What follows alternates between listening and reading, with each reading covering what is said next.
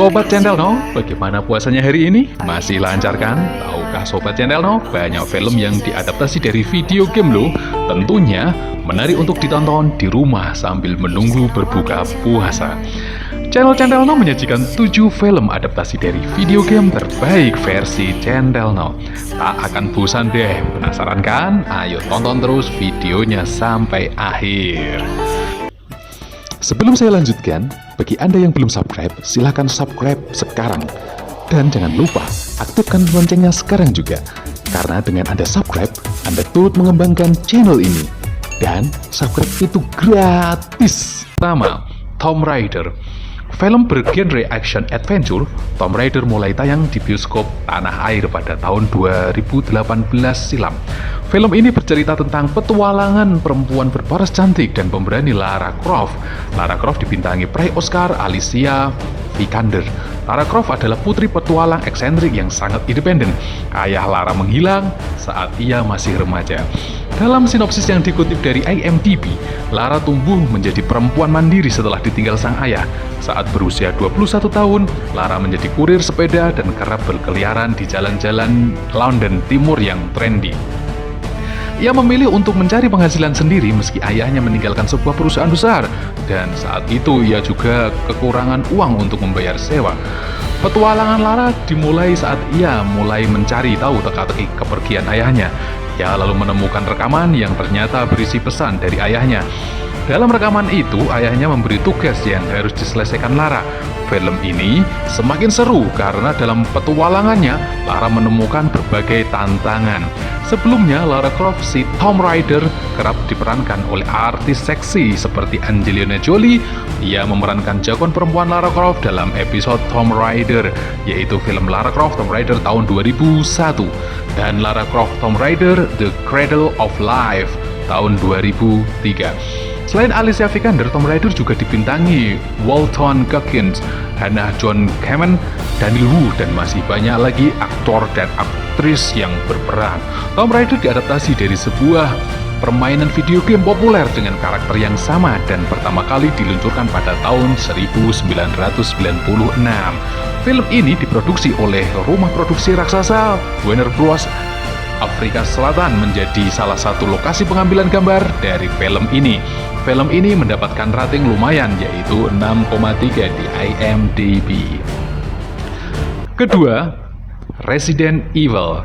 Resident Evil atau kini terkenal dengan nama Resident Evil Genesis adalah sebuah film fiksi ilmiah horor tahun 2002 yang berbasis dari video game Resident Evil yang dibuat oleh Capcom.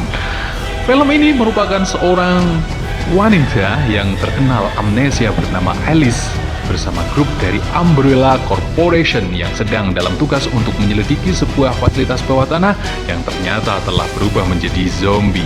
Film ini disutradarai oleh Paul Anderson dan rilis pada tanggal 15 Maret 2002 di Amerika Serikat. Film ini laris secara komersial di seluruh dunia meskipun mendapat kritikan tajam di mana-mana. Film ini mempunyai 2 sequel, yaitu Resident Evil Apocalypse dan Resident Evil Extinction. Uniknya, Paul Anderson sendiri tidak menyutradarai kedua film tersebut dan menyerahkan tugasnya pada Alexander Witt dan Russell Mulcahy. Seri keempat film ini, Resident Evil Afterlife, kembali disutradarai oleh Paul Anderson dan rilis pada tahun 2010 dalam versi 3D dan 2D. Serta di awal September 2012 dilanjutkan dengan Resident Evil Retribution yang mana Alice terjebak dalam kota simulasi buatan Umbrella dan berusaha mencari jalan keluarnya. Dan yang terakhir yaitu adalah Resident Evil Final Capture. Ketiga, Sonic the Hedgehog. Film Sonic the Hedgehog resmi tayang di Indonesia. Film yang diadaptasi dari video game produksi Sega ini menceritakan upaya Sonic melarikan diri baik di planetnya dan di bumi. Sonic merupakan landak biru luar angkasa yang bisa berlari dengan kecepatan supersonik. Sonic menyadari dirinya dicari suku Echidnas untuk kepentingan kekuasaan. Salah satu pengawal, sang burung hantu Long Claw, memberinya sekantong cincin yang bisa membuka portal ke planet lain. Cincin ini digunakan Sonic untuk pergi ke bumi dan menyelamatkan dari Echidnas. Selama di bumi, tepatnya di Green Hill, Sonic menikmati kehidupan rahasianya. Di tengah momen bahagia itu, Sonic tak sengaja mengeluarkan energi dari bulu-bulunya dan membuat listrik kota padam. Hal itu memicu kekhawatiran pemerintah Amerika Serikat yang lantas mengirimkan Dr. Ivo Robotnik, dokter aneh dan jenius, untuk mencari tahu penyebab listrik padam. Bagai lepas kandang singa masuk kandang buaya, Sonic kembali menjadi buronan. Kembali diburu banyak pihak, Sonic meminta bantuan kepada idolanya, Sheriff Tom, dan istrinya yang seorang dokter hewan, Maddie. Namun, Sonic tak mengetahui Sheriff Tom dan Maddie sesungguhnya akan segera pindah ke San Francisco dalam waktu dekat. Sonic the Hedgehog diisi suara oleh sejumlah artis ternama mulai dari Ben Schwartz sebagai Sonic, Jim Carrey sebagai Dr. Robotnik, James Marsden X-Men sebagai Sheriff Tom, serta Tika Sumpter sebagai Maddie. Sonic the Hedgehog resmi menjadi film adaptasi video game dengan beradaptasi debut terbesar sepanjang sejarah. Variety melaporkan bahwa film ini membuka pekan debut dengan pendapatan 50 juta US dollar di Amerika Utara dan 100 juta US dollar secara global. Capaian ini disebut-sebut tak lepas dari upaya tim produksi dan sutradara Jeff Lauer produksi desain Sonic usai mendapat protes keras dari penggemar di trailer perdananya. Keempat, Prince of Persia: The Sands of Time. Tokoh sentral dalam film ini adalah Dastan, dalam video game dikenal sebagai The Prince, Jack Gallagher, anak jalanan yang diadopsi oleh Raja Persia, Shahraman, Ronald Pickup. Ia difitnah membunuh ayahnya dan terpaksa melarikan diri dari kejaran pasukan Persia. Bersama putri Alamut, Tamina, ia mencari tahu pembunuh sang ayah dan berusaha mendapatkan kembali kepercayaan kedua saudaranya, Tus dan Garvis. Belakangan ini mengetahui fakta bahwa terjadi pengkhianatan di dalam keluarga kerajaan. Penyebabnya adalah belati sakti yang berisi pasir waktu yang memiliki kekuatan mistis. Dapat mengembalikan waktu, misi Dastan tidak hanya mengembalikan keutuhan keluarganya, ia juga harus membantu Tamina untuk menjaga belati tersebut tidak jatuh ke tangan yang salah dan menghindarkan bumi dari kehancuran akibat kemurkaan dewa. Mike Newell harus bekerja ekstra keras untuk membuat dunia imajinasi para gamer pecinta Prince of Persia menjadi kenyataan. Keputusan Newell bekerja sama dengan produser papan atas, yaitu Brock Kramer, membuat banyak pihak menantikan kemunculan film ini. Ditambah ketotalitasan dalam menjalani perannya patut diacungi jempol. Ia melakukan semua adegan berbahaya sendiri, termasuk adegan memanjat dan melonjat gedung yang dilakukan di bawah bimbingan sang dewa parkour David Bellett. Film ini dibuat dengan budget 150 juta US dollar. Budget tersebut untuk film adaptasi novel adaptasi video game. Budget sebesar itu digunakan untuk membuat setiap film ini sempurna mungkin, baik dari segi kostum, setting, dan efek. Selamat menikmati petualangan The Prince. Kali ini Anda tidak perlu memainkannya, Anda hanya perlu duduk manis dan memanjakan mata melihat puluhan aksi yang menawan dan efek yang mengagumkan. Dan film ini mendapatkan rating 6,6 di IMDb. 5. Final Fantasy 7 Advent Children. Final Fantasy adalah salah satu dari sedikitnya film adaptasi game yang menurut PSR tergolong berkualitas. Sesungguhnya, Final Fantasy Advent Children tidak bisa sepenuhnya dianggap sebagai adaptasi. Ia lebih pas disebut dengan sebagai sequel, sebab Final Fantasy 7 Advent Children melanjutkan kisah Final Fantasy Children yang dirilis di konsol PlayStation pada tahun 1997 lalu. Dengan kata lain, Advent Children diciptakan untuk penggemar salah satu titel RPG role-playing game paling ikonik tersebut. Itulah kenapa PSR memandang sebagai film adaptasi game yang relatif berhasil. Advent Children mengambil setting 2 tahun akhir pada Final Fantasy VII. Di akhir kisah game tersebut, Cloud Strife berhasil mencegah aksi genosida yang dilakukan oleh Sephiroth. Aksi genosida yang Sephiroth lakukan menjatuhkan meteor ke bumi dengan dalih itu kemauan ibu kandungnya, seorang alien bernama Jenova. Walaupun aksi Sephiroth berhasil dicegah, bumi dan penduduknya tak sepenuhnya selamat. Insiden meteor memicu wabah penyakit bernama Geostigma. Mereka yang tertular tubuhnya akan membusuk lebih cepat dibanding biasanya. Gawatnya, Geostigma tak mengenal umur, tua, muda maupun anak-anak semuanya rentan terhadapnya. Cloud Strife yang beralih profesi sebagai kurir berpetualang mencari tahu penyebab dan penawar dari Geostigma. Namun, 3 sosok misteri menghalangi upayanya dengan menampilkan menyerupai Sephiroth. Mereka mengklaim sebagai kebangkitan kembali dari rival Cloud tersebut. Untuk bisa memahami kisah Advent Children, memainkan game Final Fantasy VII yang klasik adalah sunnah hukumnya, sebab kisah dari game tersebut adalah fondasi besar dari Advent Children. Walaupun Advent Children masih bisa dipahami tanpa memainkan gamenya, kisah film itu akan terasa lebih susah diakses dan relatable. Di sisi lain, narasi Advent Children cenderung ribet.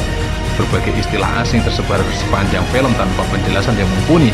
Berbagai peristiwa hadir tanpa konteks yang mencukupi. Alhasil, untuk mereka yang belum pernah menyentuh Final Fantasy VII sebelumnya atau belum lama tidak memainkannya, menonton Advent Children bisa menjadi tantangan tersendiri. Menonton sebanyak 2 kali sangat dianjurkan. Film ini mendapatkan rating cukup tinggi, yaitu 9,4 di IMDb. 6. Hitman. Hitman merupakan film laga kriminal karya sutradara Xavier Scan yang dirilis pada tahun 2007 lalu. Jajaran aktor dan aktris berbakat seperti Timothy, Olga, dan Daughter Scott siap memanjakan mata dengan permainan mereka di film tersebut. Hitman menceritakan seorang agen pembunuhan yang diciptakan dari sebuah eksperimen cloning. Pembunuhan bayaran itu dijuluki sebagai Agent 47 yang dijuluki Hitman, sebab ia selalu berhasil menjalankan misinya. Hitman Agent 47 tergabung dalam sebuah organisasi bernama International Contract Agency atau AISA.